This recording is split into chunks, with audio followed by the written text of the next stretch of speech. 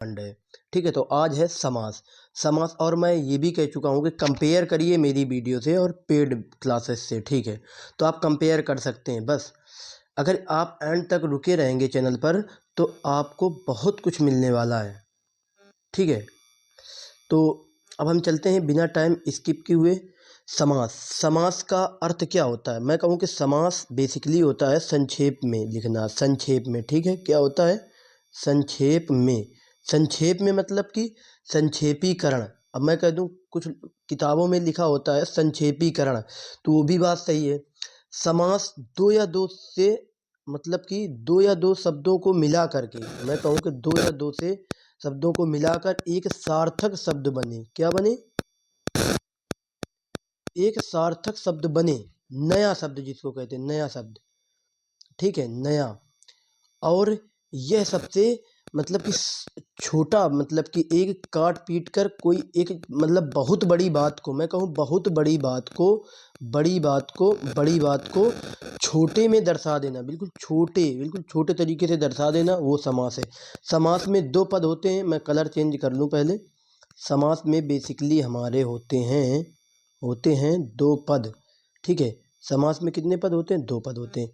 कौन कौन से पद होते हैं? एक तो पूर्व पद और एक होता है उत्तर पद।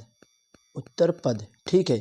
देखो, पूर्व पद मतलब ये होता है पहला, ये होता है पहला, और ये होता है दूसरा। मैं इसीलिए बोलता हूँ क्योंकि आप लोगों को मेरी लिखने की कार्यशैली में कम समझ में आ रहा हो, क्योंकि अभी मेरे पास पेन है नहीं। ऑर्डर कर दिया है, बहुत जल्दी आने वाला, जैसे ही आ जाएगा तो हम लोग पेन से तो फिर सही साइड लिखेगा। ठीक, दूसरा पद उत्तर पद। ठीक है, तो ये तो हमारा हुआ समास का बेसिक। ठीक है, तो अगर हम यदि बात करें समास के पूछे कितने भेद होते हैं, तो नेक्स्ट क्लास पे चलते हैं, जिस पे मैं पीडीएफ बना रखा हूँ। ये आ गई भाई। तो अगर मैं यहाँ पर बात करूँ, ब्लैक कर लेता हूँ, ब्लैक। तो ब्लैक का थोड़ा इरेजर बढ़ा लेते हैं। ये अब हम कहें जैसे समास के प्रकार कितने हैं। ठीक है, तो समास के बेसिकली कितने प्रकार होते हैं? 6 प्रकार। यदि कुल कहे, ठीक है, क्या कहे? कुल, तो 6 होंगे भाई साहब। कितने होंगे? कल। तो अगर मूल कहे, मूल में 4 होंगे। मूल में क्या होंगे? 4 होंगे। देखो, एक होता है कर्मधार है, पहला नंबर। ठीक है, दूसरा होता है, ये कर्मधार है, और जो दिग होते हैं ये होते हैं तत्पुरुष पर। इतना ही समझे आप, ये होते हैं किस पर? तत्पुरुष पर। ये तत्पुरुष से बनते हैं। बाकी जो द्वंद होता है और वो बेसिकली बहुब्रीहि होता है, तो ये सब होते हैं अलग से 3, और एक चौथे ये दोनों चीज ऐड हो जाती हैं, दोनों भाग। ठीक है, तो अब हम चलते हैं नेक्स्ट पैरा पर। नेक्स्ट पैरा है अव्ययी भाव समास। अव्ययी भाव समास को समझाना है। अव्ययी भाव समास, पहला नंबर समास का पहला मैंने रख दिया है अव्यय। देखो, इसको आप सीरीज से किसी भी रख दें, यहाँ पहला पहला डाल लीजिए आप। मैं छूट गया मुझसे। अव्ययी भाव समास बेसिकली जो होता है, इसमें कोई अव्यय पद हो। ठीक है, तत्पुरुष समास, और ये होता है द्वंद्व, और ये है बहुब्रीहि। अब देखिए, मैंने एक चीज यहाँ पर जो 6 बताया था, मूल रूप का मतलब क्या बताया था? 4 होते हैं, यहीं पर है। इसमें होते हैं 2 दिग। ठीक है, दिग होता है और कर्मधारय होता है। क्या होता है? कर्मधारय।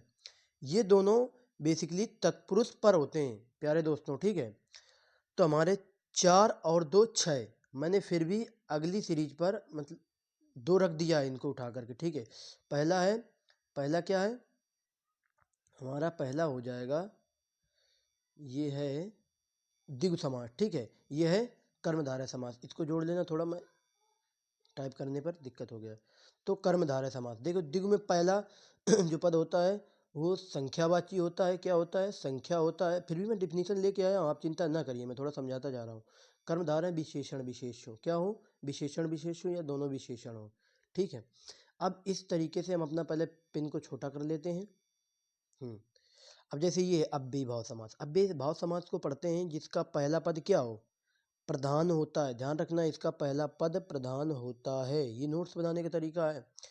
पहला पद या पूरा पद अव्यय होता है। क्या होता है? वे शब्द जो लिंग वचन कारक काल के अनुसार नहीं बदलते हैं। किसके अनुसार नहीं बदलते हैं? लिंग वचन कारक काल के अनुसार ना बदलें, ना चेंज हो। यदि एक शब्द की पुनरावृत्ति पुनरावृत्ति हो जाए और दोनों शब्द मिलकर क्या बनाए, एक अव्यय, क्या बनाए, एक अव्यय पद बना लें, तो वहाँ पर हो जाएगा फिर। अब संस्कृत में जितने शब्द लिखे होते हैं, जैसे मैं कहूँ संस्कृत में क्या कटपीस में लिखे होते हैं, जैसे मैं कहूँ यथाशक्ति, यथाक्रम, तो आप तुरंत ही पहचान जाते हैं भैया ये होगा अव्ययी भाव समास। बेसिकली यहाँ पर मैं लिख दिया हूँ, थोड़ा टाइप कर दिया हूँ, ये क्वेश्चन बनता ही रहता है। संस्कृत के उपसर्ग प्रयुक्त पद अव्ययी भाव समास होते हैं, तो यहाँ पर बेसिकली ये होगा। अब मैं कुछ एग्जाम्पल से लेके आया हूँ जो कि ज़रूरी होते हैं हर एक एग्जाम के लिए समझने के लिए। यथाशक्ति, शक्ति के अनुसार, यथा मतलब कि अब यहाँ यथा यथा समझ रहे हो, जहाँ पर मैं कह दूँ उपसर्ग हो, क्या हो, उपसर्ग हो या कोई अव्यय पद हो, क्या हो, अव्यय हो, ठीक है, अव्यय हो या कोई उपसर्ग हो, तो वहाँ पर क्या होगा, बेसिकली वहाँ पर होगा हमारा अव्ययी भाव समास। क्या होगा, अव्ययी भाव समास, ठीक है।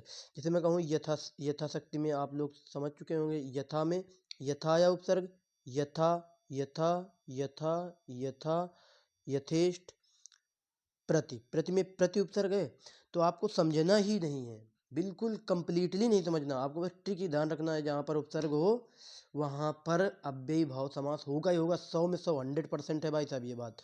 और ये बहुत अच्छी ट्रिक है, मैंने देखा है कई क्वेश्चन, लाखों क्वेश्चन, आप हजारों क्वेश्चन, दुनिया का कोई भी एग्जाम के क्वेश्चन उठा लें, समाज से आपके आज के बाद गलत नहीं होने वाले हैं, क्योंकि आपका भाई पढ़ा रहा है। हाँ, यदि चैनल पर नए तो सब्सक्राइब कर लीजिए, और सब्सक्राइब करने के बाद बेल आइकन को ऑन कर लें, ताकि हमारी हर एक नोटिफिकेशन आप तक जल्दी पहुंच चुके, ठीक है। अब जैसे मैं कहूँ घर घर है, तो घर घर में समझ रहे हैं, प्रत्येक घर, घर, हर घर, ये समझना है, प्रत्येक में प्रति उपसर्ग आएगा, हर एक, हर घर, तो इसमें भी उपसर्ग है, किसी भी घर का ना छोड़कर, ठीक है। तो घर घर अगर रिपीटेड रिपीटेड शब्द हैं तो अव्ययी होगा, हाथों हाथ, रातों रात, बीचों बीच, ठीक है। साफ साफ, आमरण, आमरण में देखो आ उपसर्ग है या नहीं है, तो आप बोलेंगे हाँ भैया आ उपसर्ग है। मरण पर्वतम, मरण उपसर्ग है कि नहीं है। अब ऐसे ही भरपेट में भर उपसर्ग है, अनुकूल में अन उपसर्ग है, यवज्जित में य उपसर्ग है, निविरण में नि उपसर्ग है, दर असल में दर उपसर्ग है, ठीक है, दरअसल में क्या है, दर असल, और बाकायदा में बा उपसर्ग है। तो आपके उपसर्ग से ही क्वेश्चन बनते हैं। मैं देखो कितने विकल्प, मतलब कि जो एग्जाम्पल्स लेके आया हूँ। नेक्स्ट पैरा पर चलते हैं। आज लगभग मैं इसको पार्ट 2 में ख़त्म करा दूंगा। पार्ट 2 में आपको ज़्यादा कुछ पढ़ने की ज़रूरत नहीं है, 3 से 4 घंटे की वीडियो होगी, मतलब पूरी क्लासें जोड़ करके समय होगा, और आप जब पढ़ने को बैठेंगे तो एक ही दिन में हिंदी ख़त्म कर देंगे। और मैं ऐसा कुछ डिफ़िकल्ट शब्द पढ़ा ही नहीं रहा हूँ, जितना मैंने किया है उतना ही करके बता रहा हूँ। तत्पुरुष समास पढ़ेंगे। तत्पुरुष समास में क्या होता है, तत्पुरुष समास में जो दूसरा पद होता है, ये वाला ध्यान रखना है, ये दूसरा और ये पद, दूसरा पद प्रधान होता है, ठीक है। विभक्ति का लिंग वचन दूसरे पद के अनुसार होता है। इसका विग्रह करने पर कर्ता व संबोधन की जो विभक्तियां हैं, कर्ता ने कर्म को करण से, हे, हरे, तो, ओ, अरे, अतिरिक्त किसी भी, मैं जो भी एक्स्ट्रा शब्द बोल रहा हूँ सब इसी का है। आप ये ना करें कर्ता ने कर्म को भैया बोल दिए तो आप कहाँ भटक रहे हैं, मैं वो बोल रहा हूँ, ठीक है। कारक की विभक्ति प्रयुक्त होती है तथा विभक्तियों के अनुसार इसके उपभेद, जैसे कुछ देखते हैं एग्जाम्पल, या जो हमारे कारक चिन्ह के लोप से हैं उनको देखते हैं, ठीक है। जैसे मैं कहूँ कर्म, कर्ता ने कर्म को, मैं यहाँ पर कर्ता वाला भूल गया हूँ, ठीक है, वो मैं थोड़ा बता देता हूँ। यहाँ पर कर्ता ने विभक्ति आए तो यहाँ पर कर्ता कारक होगा, क्या होगा, कर्ता कारक होगा। मैं कहूँ कर्म, कर्म को, जैसे मैं कहूँ कृष्णार्पण, कृष्णार्पण का मतलब होता है कृष्ण को अर्पण, नेत्र, फिर सुखद को, सुगत को नेत्रों का सुगत, ठीक है। वन गमन, वन को गमन, जैसे जेब कतरा, जेब को काटने वाला भाई साहब, आजकल लूटने वाले बहुत मिल रहे हैं, इनसे सावधान रहिए। अब हम देखते हैं प्राप्तोदक, प्राप्तोदक, उदक को प्राप्त, देखो मैं, अगर हम बात करें तो सभी वर्ड्स को पीछे से उठा रहा है, आगे से नहीं उठा रहा है। अब जैसे कर्ता ने हो गया, कर्म को हो गया, कर्म को हो गया।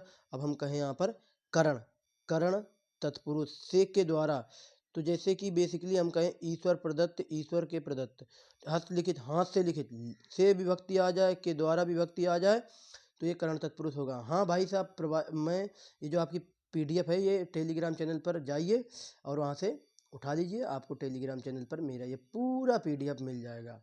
ठीक है, पेड की ज़रूरत नहीं है। रियलाइज करें, जब मैं पूरी हिंदी पढ़ा दूंगा ना, अपने आप को कॉन्फिडेंस में आप लोग खुद ही रखेंगे कि यार पेड से बहुत अच्छा पढ़ा रहे हैं।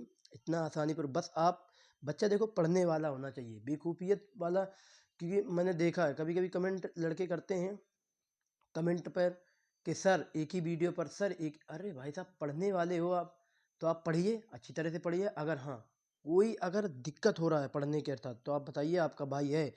ठीक है, बहुत जल्दी मैं अपना चेहरा दिखाऊंगा, इस बात से नाइंकाफ़ी रहें, क्योंकि मेरे पास उतनी भी सुविधा नहीं है, तो मैं इसी वजह से आपको कहीं ना कहीं से प्रोवाइड करवा रहा हूँ। ठीक है, तो अब हम देखते हैं यहाँ पर संप्रदान संप्रदान पुरुष के संप्रदान के लिए। ठीक है, जैसे हवन सामग्री, हवन के लिए सामग्री, विद्यालय विद्यालय के लिए आलय, ठीक, विद्या के लिए आलय, गुरु के लिए दक्षिणा, बलि के लिए पशु, तो बलि पशु। ठीक है, अपादान से अलग होना, जैसे मैं कहूँ कि पेड़ से पत्ता गिरा, पेड़ से पत्ता गिरा, पेड़ से पत्ता गिरा, तो क्या भाई साहब अलगाव की स्थिति नहीं दिखा रहा है क्या? तो आप कहेंगे जी सर दिखा रहा है। तो यहाँ पर होगा ऋण मुक्त, ऋण से मुक्त, पदच्युत, पद से च्युत। तो अब यहाँ मार्ग भ्रष्ट, मार्ग से भ्रष्ट, धर्म से विमुख, धर्म विमुख, देश से निकाला। मैं देखो उत्तर खुद, मैं क्वेश्चन नहीं, उत्तर से ही बनना है, उत्तर से ही क्वेश्चन। और जब भी आप पढ़ें तो कभी कभी ऐसा पढ़ें, जैसे धर्म से विमुख हो गया तो इसका क्वेश्चन बनाए तो क्या होगा, धर्म विमुख। ऐसे पढ़ेंगे तो आपको छप जाएगा दिमाग में।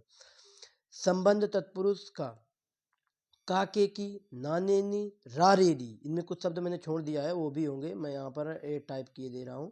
आप बेसिकली कोई टेंशन न लें। का के की ये तो है। अब यहाँ पर दे ना, ने, नी, रा, रे, री, ये होंगे। मतलब कि जैसे यहाँ पर का के की है, यहाँ पर रा लगा लें, ना लगा लें, बस वही है। जैसे मैं कहूँ मंत्री परिषद, मंत्रियों का परिषद, प्रेम सागर, प्रेम का सागर, राजमाता, राज की माता। ठीक है, आमचूर, आम का चूर। ठीक है, तो बेसिकली अब हम नेक्स्ट पैरा पर चलते हैं। नेक्स्ट पैरा अपना ये आ गया। तो अभी हमने आज जो तत्पुरुष देखा है, नेक्स्ट वीडियो मैंने बताया 2 पार्ट्स आएंगे, 2 पार्ट्स में हम लोग कंप्लीट ही कर लेंगे कहीं ना कहीं। तो अब हम देखते हैं अधिकरण तत्पुरुष। अधिकरण में होता है में, पे, पर। ठीक है, जैसे प आ जाए तो भी यही होगा। जैसे मैं कहूँ वनवास, वन में वास, जीवदाया, जीवदाया, जीवदाया मैं बोल रहा हूँ, देखो जीवदया नहीं, यहाँ पर हो जीवदया। अगर यहाँ पर अगर होता जीवन, तो जीवन जीने के लिए होता है ना, तो यहाँ पर है जीवदया, तो जीवदया में जीवों पर दया, जीव पर दया नहीं होगा, क्योंकि ये एक शब्द को हाईलाइट कर रहा है। हम बोले जीवों पर दया, ध्यान मग्न, ध्यान में मग्न, मतलब अपने ध्यान ही में मग्न है। घुड़सवार, घुड़ पर सवार, ध्यान रखना। पेड़ पर पत्ते हैं, पेड़ पर, ध्यान रखना। में पय पर, घृतात्र, घी में पक्का अत्र। तो बस आज के लिए इतना ही। यदि चैनल पर नए हैं तो भाई के चैनल को सब्सक्राइब कर लो। ठीक है, अब आपको ये समझना कि पढ़ने से कोई नहीं रोक सकता है, और आप अपनी डिमांड बताएं कि मैं और कौन से सब्जेक्ट पर वीडियो बनाऊं। तो 2 पार्ट्स में लगभग ये 30 मिनट में पूरी समास खत्म हो जाएगा। और कंपेयर करना उन पेड क्लासेस से और मेरी इन फ्री क्लासेस से। ये फ्री नहीं ना भाई, मैं 15 बार हिंदी को पढ़ाऊँ, 15-20 बार पढ़ चुका हूँ, तो आप समझ सकते हैं। तो मैं वही आप लोगों को ज्ञान देने आया हूँ कि मतलब कि जो मैं पढ़ा हूँ वही ज्ञान आप लोगों तक भी पहुँचना चाहिए। तो ठीक, बस आज के लिए इतना ही। आशा करता हूँ आप सभी भाई बहुत ही मस्त ज़बरदस्त होंगे।